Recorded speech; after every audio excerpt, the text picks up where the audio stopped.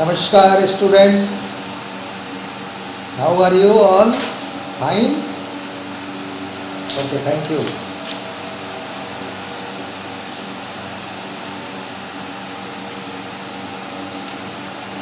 This is Professor Eshlal, Professor of Mathematics and Computing and Dean Faculty of Education and Methodology, Jyoti Vidyapeeth Women's University, Jaipur, Rajasthan.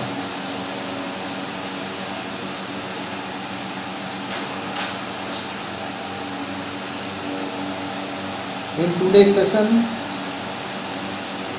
a student of BTech third try Computer Science will be benefited by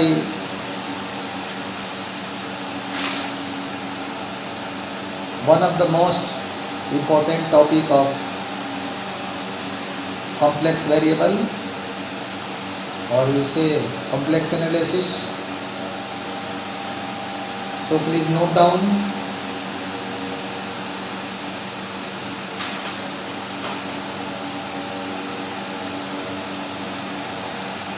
Today we shall be discussing the necessary and sufficient condition for analytic function, the necessary and sufficient condition for analytic function, and in this context we shall be discussing Cauchy-Riemann equations.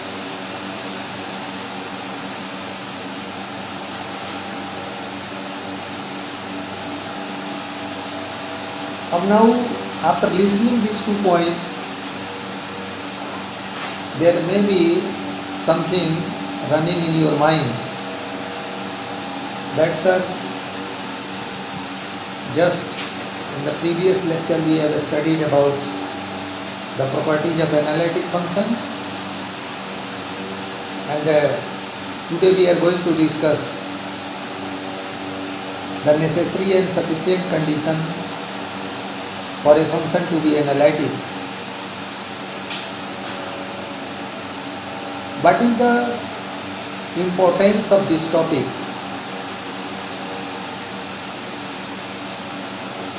In the solution of numerical problem.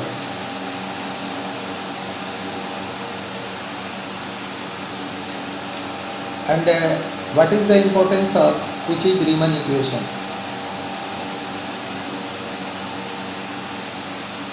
I hope if this is a question in your mind, that this is a good sign, and unless and until there is no thirst, there is no hungerness about any topic, then it is not supposed that you are going to understand well in your class. So, before discussing on the topic, just I am giving you a numerical example. See minutely what this question is saying. Question is saying that is fz is equal to z upon z square plus z plus 1 is an analytic function. Student, please repeat your question again. I was writing on paper to explain with you. Is fz is equal to z upon, means in numerator you have to write z, then in denominator you have to write z square plus z plus 1 is an analytic function. If someone is interested to ask you that how do you can say, or is this a pen? Is this a pen? Then your answer will be yes sir, this is a pen. Then I may ask to you, yes, justify how this is a pen. Then you can give some certain specific properties of this material. There is a lid that contains some ink. It has ability to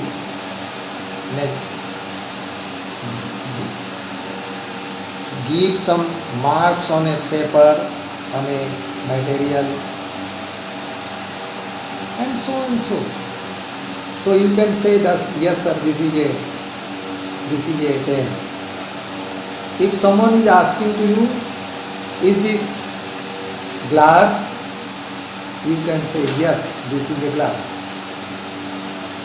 So since you have gone through analytic function in previous class, now theoretical concept is over. You have to focus yourself on numericals. So on which condition you can say that any function you have been given is an analytic function or not an analytic function? I hope you are getting me, that what are the conditions in your, I am giving another live example. There was a question in your biology, in your school life, that what are the properties of living bodies? Then you are saying that, sir, a living body has motion, it has growth,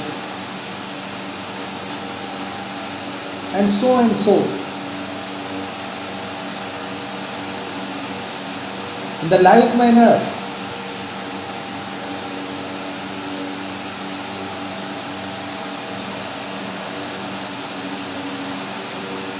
how a function is said to be an analytic function. This is the target of today's class to understand, and I say you that a question of 14 marks.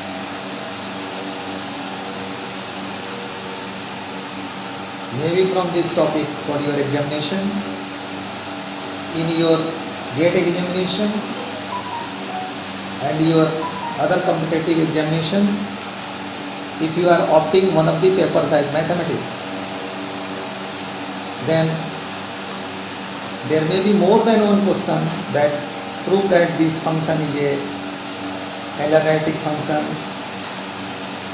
Sometimes it is say that, say this is a holomorphic function. I will be coming on the topic holomorphic later on. So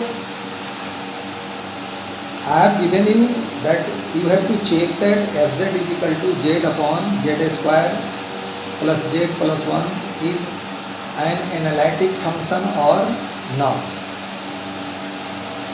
So students, please note, when a function is said to be an analytic function, please start writing. Let omega is equal to u under bracket xy plus iota v for Wiley.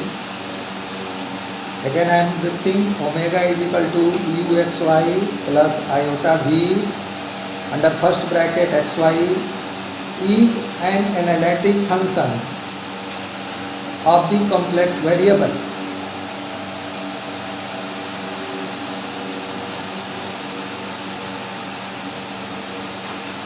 Of the complex variable z is equal to x plus iota y at each point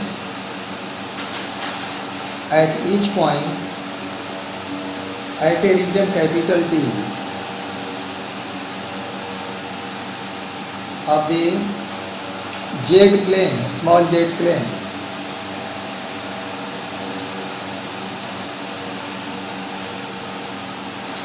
if throughout capital T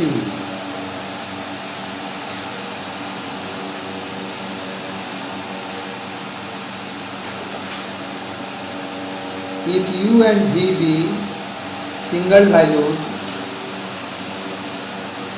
if u and v be single valued continuous function,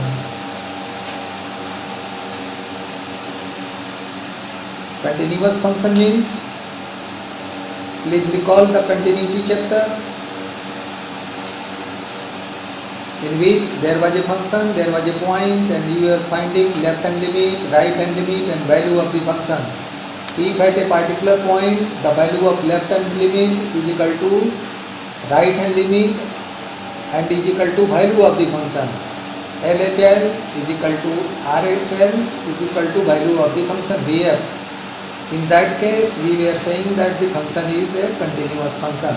So your function u and v are single valued function means for each value, for each assigned value in a domain you are getting unique value in the range, and the continuous function of the independent real variable x and y. In z is equal to x plus iota y, x and y are what? They are independent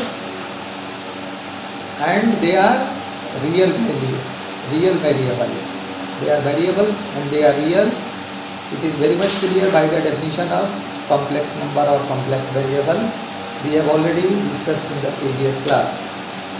Here today we are discussing that what is the necessary condition for a function to be analytic. So I am giving you three conditions.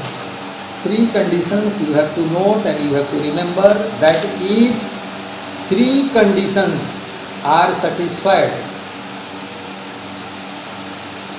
then in that case your given function will be what? That will be an analytic function. So first is what? Please note. In one, if u and v are single valued, comma, continuous function of the independent real variables. If u and v are single valued, comma, continuous functions of the independent real variables x and y.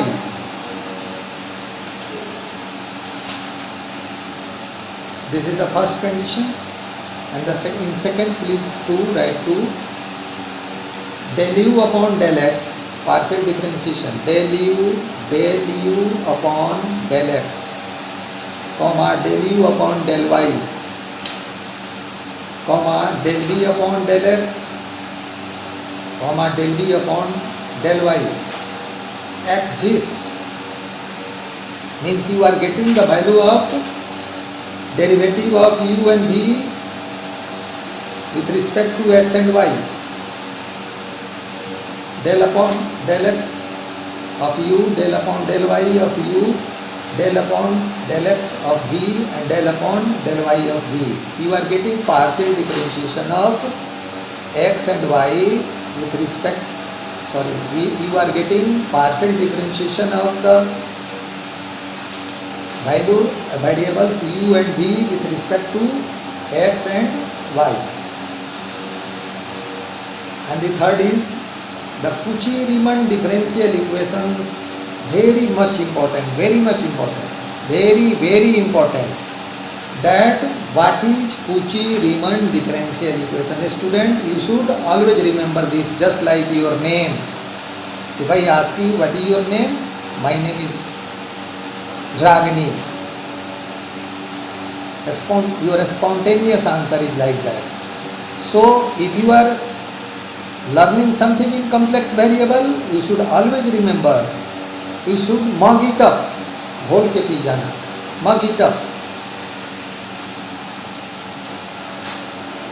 But Cauchy-Riemann condition or Cauchy-Riemann differential equation. So in third you write the Cauchy-Riemann differential equations. The Cauchy-Riemann differential equations. Please write in the below. Del u upon del x is equal to del v upon del y. Del u upon del x is equal to del v upon del y. And then next line, the below row, del u upon del y is equal to minus of del v upon del x. See very minutely these two results and concentrate your brain here. You will be finding some differences between these two results. If you are differentiating u with respect to x, then u is the function of x, no problem, positive. V is the function of y, no problem. Del u upon del x is equal to del v upon del y, both are positive. But if you are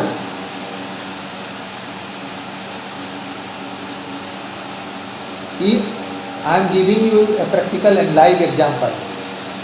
If a female is talking to a female, no problem. Both may be more comfortable. If a male is talking to a male, no problem. Both are very much comfortable. But in so many cases, if a male is talking to a female or if a female is talking to a male, either of the one or both of them in so many cases may not be more comfortable. This is the practical aspect of this Cauchy-Riemann differential equations. You see here, u is the function of x, then del u upon del x it is positive. V is the function of y, then del v upon del y. Both are equal, there is no problem. But here if you are differentiating u with respect to y and v with respect to x,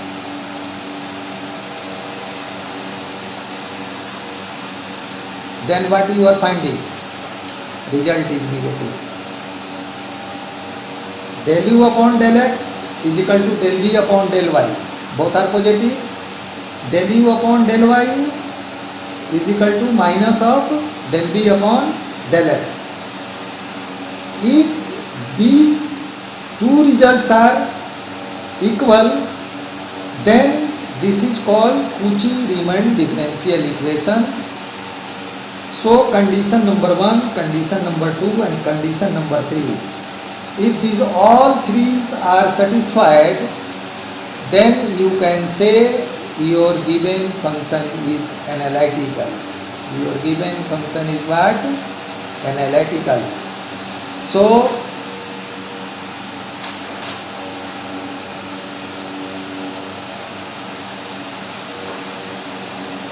hello.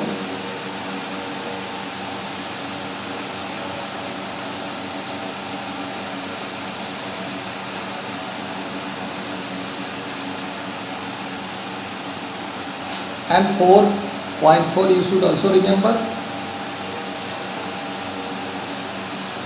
These four partial derivatives means del u upon del x, del v upon del y, del v upon del x, del v upon del y. These four partial derivatives are continuous functions of the independent variable x and y. That condition 4 demands more than is necessary to the prove the existence of derivative of omega has been more significant for us. So, if a function is, now come on the concrete point, if a function is analytic, then these four conditions will be satisfied. And if these four conditions will be satisfied, then the function will be analytic. Means you have to remember, I can ask you or anybody can ask you that what is the necessary and sufficient condition for a function to be analytic. Necessary and sufficient condition, I hope everybody is knowing about that. Yes, you tell me. What do you mean by necessary and sufficient condition? No.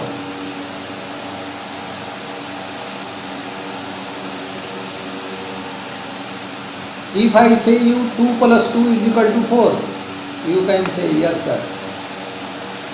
This is necessary. This is the necessary condition, that becoming 4 is 2 plus 2. But 4 is not equal to 2 plus 2 only. 4 is equal to 5 minus 1 also.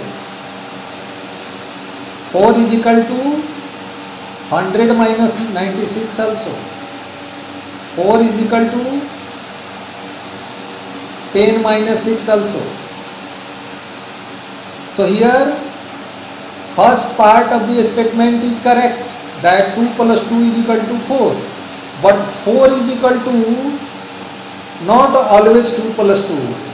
So if left hand side, the logic for applied for left hand side reaching to the logic for right hand side, and if the logic applied for the right hand side reaching to the logic for left hand side, both are correct, then the condition is necessary and sufficient and both are satisfied. I am giving you a live example, another. Your papa is saying that, my dear daughter, you will pass if and only if you will study. Your papa's statement is containing two parts. One part is necessary, another part is sufficient. Suppose you are studying, then I have to prove that you will be pass. You will get pass in the examination. This is correct. If you are studying, you will pass in the examination. And the sufficient part of the statement is what? Suppose you are passed. Then very easily I can say, I can prove that yes, you are passed because you have studied.